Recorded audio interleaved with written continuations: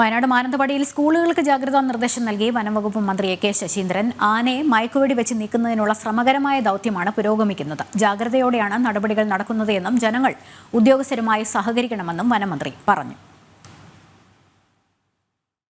മയക്കുവെടി വെക്കുന്നതിൻ്റെ ഒരു ഘട്ടം വന്നു കഴിഞ്ഞാൽ അതിനുള്ള അനുവാദം നൽകുന്നുള്ള നടപടികളും ഇതിനകം തന്നെ ആരംഭിച്ചു കഴിഞ്ഞിട്ടുണ്ട്. ജനങ്ങൾ ഉദ്യോഗസ്ഥന്മാരുമായി സഹകരിച്ചാൽ മാത്രമേ ആ പ്രശ്നത്തിന് ഒരു പ്രയാസമില്ലാതെയും അപകടമില്ലാതെയും കൈകാര്യം ചെയ്യാൻ കഴിയുള്ളൂ. അതുകൊണ്ട് ജനങ്ങൾ സഹകരിക്കണമെന്ന് അവരോടെല്ലാം വിനീതമായി ഞങ്ങൾ അഭ്യർത്ഥിക്കുകയാണ്.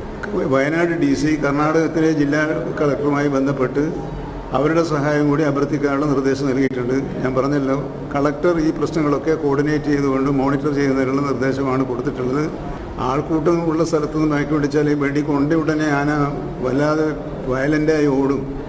അങ്ങനെ ഓടുന്ന ഘട്ടത്തിൽ ജനങ്ങളെവിടെ ഉണ്ടായാൽ അത് വലിയ ദുരന്തത്തിലേക്ക് വഴിവെക്കും. അതുകൊണ്ട് ജനങ്ങളുടെ ഭാഗത്തു നിന്നുള്ള ഒരു സഹകരണമാണ് ആവശ്യമെന്ന് പറയാൻ അതാണ് കാരണം.